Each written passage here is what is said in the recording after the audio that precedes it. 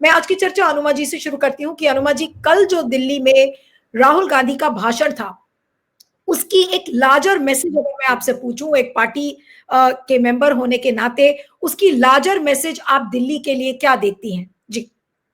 नीलू जी नमस्कार। मकर संक्रांति, बिहू और उत्तरायण की शुभकामनाएं।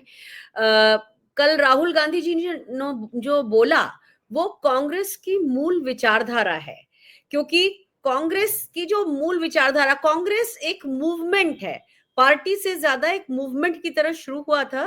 तो कांग्रेस का और खास तौर पे गांधी जी की जो विचारधारा है उसके मूल में ये था कि हम जो भी काम करें उसमें अंतिम पंक्ति में खड़े गरीब से गरीब को भी लगे ये उसका देश है। और कांग्रेस की जो विचारधारा आगे इस देश को आगे लाती रही उसमें भी यही था।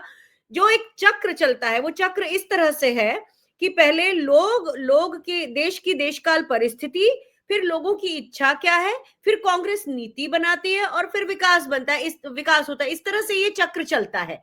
तो राहुल जी ने जो कहा कि कांग्रेस हमेशा हर दलित, दमित, पीड़ित, गरीब, शोषित व्यक्ति के लिए ऐसा भारत बनाना चाहती है जिसमें सबको समान अवसर मिले। जो इक्विटी की बात है वो भी वो राहुल गांधी लगातार करते हुए आए हैं और उन्होंने कहा कि मरते दम तक कांग्रेस और वो इस भावना के साथ खड़े रहेंगे। अब आम आदमी पार्टी का क्या है ये मैं पहले इसलिए बताना चाहती हूं कि मेरे जैसे लोग जो राजनीति में, जिनका परिवार में कभी कोई नहीं रहा, जब हम राजनीति में आना चाहते थे तो पहली जो चमक धमक कहां से आती है? भारतीय जनता पार्टी से। तो मैं प्रधानमंत्री से जब एक बार मिली अपनी नौकरी छोड़ने के सिर्फ 3 दिन पहले, तो मुझे ऐसा लगा था कि बहुत बड़ा कुछ इस देश में करने वाले हैं वो।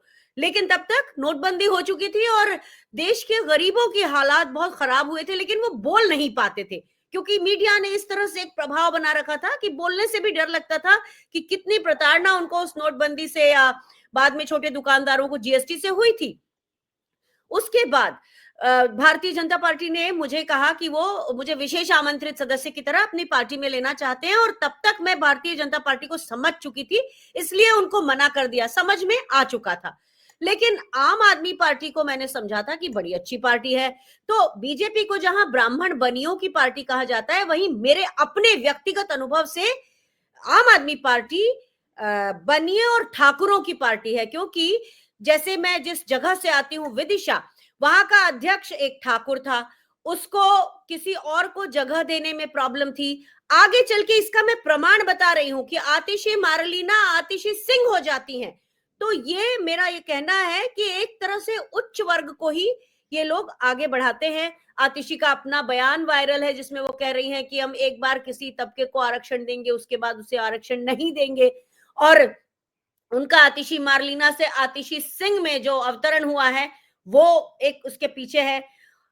अरविंद केजरीवाल ने कभी अडानी के लिए कुछ खराब नहीं कहा है। तो जहां एक तरफ कांग्रेस सबके लिए, अच्छा ऐसा नहीं है कि कांग्रेस का कोई उद्योगपतियों से प्रॉब्लम है या उसको नहीं पसंद करती है। भाई एक कलेक्टिव जब ओनरशिप की बात होती है तो उद्योगपति भी जो हैं वो कलेक्टिवली सब आगे बढ़े, मैन्युफैक्चरिंग सेक्टर ग्रोथ करे, दूसरे सेक्टर ग्रोथ करे, ये सब कांग्रेस चाहती है। लेकिन हो क्या रहा है कि सारे पोर्ट, एयरपोर्ट, जो कि राहुल गांधी जी ने कल कहा, सब कुछ एक व्यक्ति के नाम आ रहा है। तो इन सब चीजों के कारण हमें लगता है कि जो हमारी नीतियां, अभी कांग्रेस ने जो घोषणाएं की हैं, आप देखिए इसको फ्री की रेवड़ी आप कुछ लोग कह के प्रचारित कर रहे हैं, लेकिन किसी भी वेलफेयर स्टेट का ये धर्म है कि वो अपने नागरिकों को कम से कम स्वास्थ्य, शिक्षा, रोजगार ये सब मुफ्त में मुहैया कराए। तो कांग्रेस की आप नीतियां देख लीजिए, 25 लाख रुपए तक का बीमा जिसमें सभी को इलाज का, स्वास्थ्य सुविधाओं का अधिकार होगा। जब हम बात करते हैं हम अधिकार कहते हैं, हम ये नहीं कहते कि हमने आपको ये दिया, क्योंकि यहाँ प्रजा और दाता का रिश्ता नहीं है। यहाँ जो रिश्ता है आधिकारिक रूप से लोगों का अधिकार है, वो उन तक जाना चाहिए, ये कांग्रेस सोचती है। तो आप देखिए युवाओं के लिए जो स्कीम है उसमें उनको जो 8,500 रुपए, क्योंकि रोजगार नहीं मिल रहा है तो वो रोजगार ढूंढने के लिए, फॉर्म भरने के लिए पैसे कहाँ हैं? अलग अलग शहरों में वो प्रतियोगिता परीक्षा देने के लिए जाते हैं, पैसे कहाँ हैं उनके पास? कैसे आगे बढ़ेगा युवा? तो कांग्रेस की एक एक घोषणा ऐसी है और इस समय तो लोग बोलते हुए दिख रहे हैं।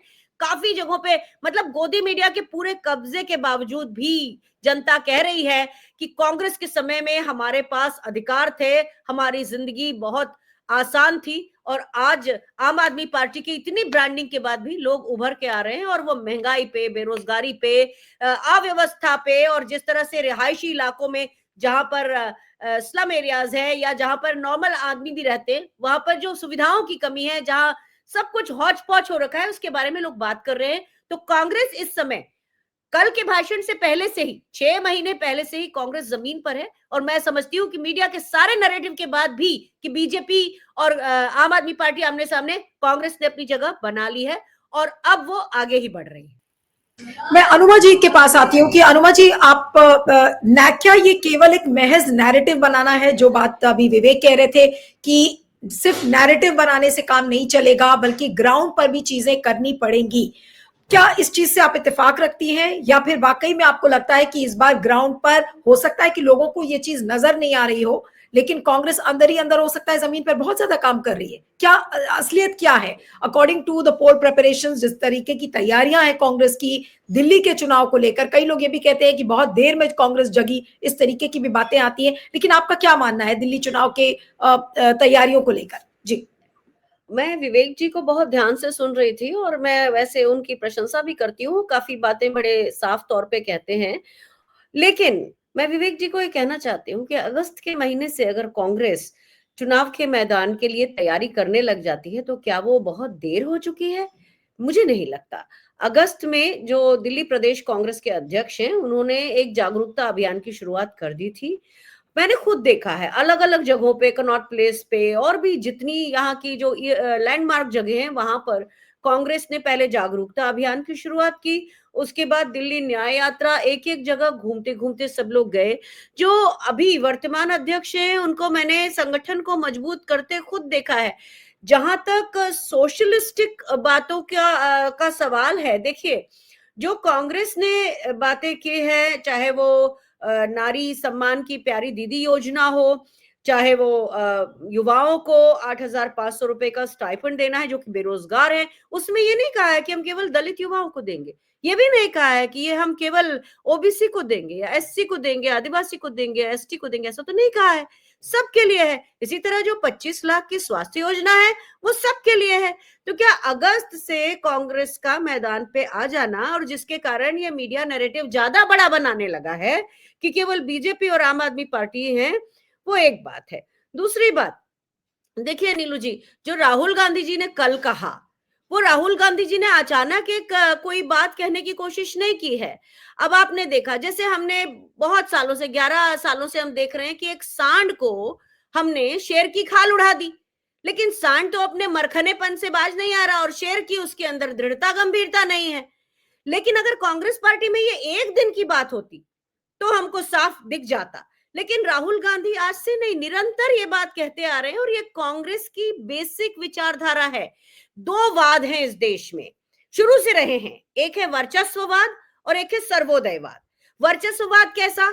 जिसमें जिन्ना की जो मुस्लिम लीग है, उसमें चुनिंदा 25 जमींदार होते हैं जो एक पार्टी बनाते हैं, और आज भी पाकिस्तान में आपको वो देखने मिलेगा। वही 25 जमींदार परिवार हैं जो बहुत रसूखदार हैं, जिनके पास पैसे हैं। लेकिन कांग्रेस में जो उस समय के, आप जिनको कहते हैं एफ्लुएंट लोग, आप मोतीलाल नेहरू जी को देख लीजिए, अपनी संपत्ति उन्होंने दान कर दी, 139 करोड़ रुपए उस समय के, आज के किस चीज के बराबर होते हैं। तो वो उस जगह पर, उस धरातल पर आए। वो गांधी जो बैरिस्टर बन के न जाने क्या कर सकते थे, यहां आते हैं, चंपारण में देखते हैं कि महिलाओं के तन ढकने के लिए उनके पास एक साड़ी है, तो खुद के वस्त्रों का भी त्याग करते हैं। काठियावाड़ी पगड़ी पहनते थे बहुत बड़ी, जब वो अहमदाबाद जाते हैं तो कहते हैं मेरी इस पगड़ी से तो 3 लोगों का शरीर ढक सकता है, तो उसका त्याग करते हैं। तो ये कांग्रेस वहां से उपजी है, और कभी भी we have never minced our words. जो कहा वही एक्शन में आया।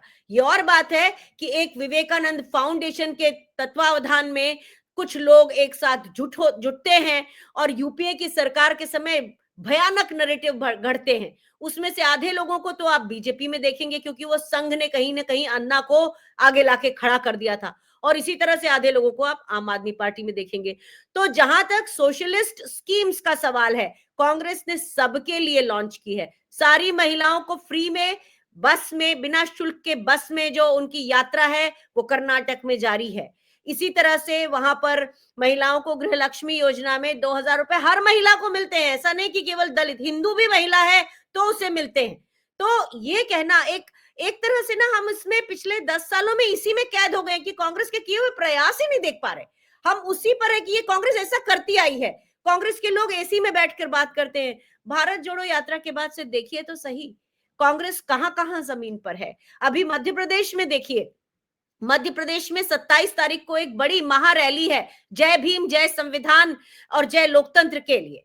तो वहां पर जमीन पर लगातार कार्यकर्ता काम करना शुरू कर चुके हैं और उसको करीब जब से चुनाव हारे हैं उसके बाद जीतू पटवारी जब वहां के अध्यक्ष बने, मैं किसी व्यक्ति का नाम नहीं ले रही हूं, कांग्रेस की बात वही है, लेकिन उस पर अब हम प्रयास कर रहे हैं। मीडिया तो दिखाता नहीं, लेकिन हम भी वहां जाकर जमीन पे उसके ऊपर नजर उतनी नहीं रख रहे हैं। नहीं, मैं ये नहीं कह रही हूं कि आपने गलत कहा, मैं ये कह रही हूं कि ऐसा दिखता था, लेकिन जो प्रयास किए हैं उनको तो एक्नॉलेज हमें करना पड़ेगा। आज की जो स्कीम्स है उनको एक्नॉलेज करना पड़ेगा। आपने कहा शीला दीक्षित के मॉडल में कॉर्पोरेट का एक हमको छवि दिखती है, लेकिन आप ये तो देखिए कि कॉर्पोरेट में सब कॉर्पोरेट, दो कॉर्पोरेट नहीं, तो उस चीजों को भी हमको साथ में लेना है। हम कभी भी कॉर्पोरेट विरोधी नहीं है। हमारा ये कहना है कि अगर रोटी है तो उसका हिस्सा सबको बराबरी से ना मिल सके तो भी ऐसा तो लगे कि बराबरी से मिल रहा है, वो बात है। आपकी सारी बातों के लिए मैं आपको मैं देखती हूँ और हमेशा मैं सराहनीय मानती हूँ। आप कांग्रेस को बहुत अंदर से जानते हैं, लेकिन आने वाले समय में जो हमने प्रयास किए हैं भारत जोड़ो यात्रा के बाद से किए हैं, मैं खुद एक ऐसी मुहिम से जुड़ी हुई हूँ जिसमें हम अपने ही जो लोग हैं जिनको कांग्रेस की विचारधारा उतने अच्छे से नहीं मालूम, उनको उसके बारे में बताते हैं। और हम हर बार देखते हैं जब हम 2-3 दिन के शिविर से लौटते हैं तो हमारे अपने कार्यकर्ता भावुक होके, यंग लोग, तो ये बदल रहा है जो हमारा एक विचारधारा पिछले 10 सालों से बीजेपी ने गढ़ी कि कांग्रेस के लोग जो हैं आराम तलब है या वो अंदर रहते हैं या इस तरह की बातें, ऐसा कुछ नहीं। और एक और खास बात आपसे कहना चाहूंगी, मैं हालांकि इस बात में बात करते हुए मुझे शर्म भी महसूस होती है क्योंकि मैं फौज में रही हूं, अपने आप को कभी मैंने ब्राह्मण वगैरह कह के प्रस्तुत नहीं किया, लेकिन आप देखिए आज जब हम अपने कार्यकर्ताओं से बात करते हैं तो मैं मुखर होके ये बात करती हूं कि आज अगर हमने, हमारी पीढ़ियों ने, हमें अपने आप को विक्टिम नहीं बताना है कि हमारी पीढ़ी में हो सकता है मेरे परिवार में किसी ने किसी के साथ दुर्व्यवहार ना किया हो, लेकिन ये सब सच्चाई है ना कि केरल में महिलाओं को वक्ष ढकने के लिए भी टैक्स देना पड़ता था। ये सब सच्चाई है ना। तो आज अब हम जैसे लोग इस बारे में जब बात कर रहे हैं और उसको एहसास दिलाते हुए नहीं, बड़ी सहजता से हम इसको आत्मसात करते हुए आगे बढ़ रहे हैं, बात कर रहे हैं, तो आप देखिए कहीं ना कहीं कांग्रेस के ये मुहिम भी ऐसे ही लोगों द्वारा हम आगे बढ़ा रहे हैं जिनको तथाकथित रूप से हम सवर्ण मानते आए हैं। तो हर तरफ ये बदलाव है, इसे देखना भी थोड़ा सा चाहिए, मैं ऐसा मानती हूँ जी।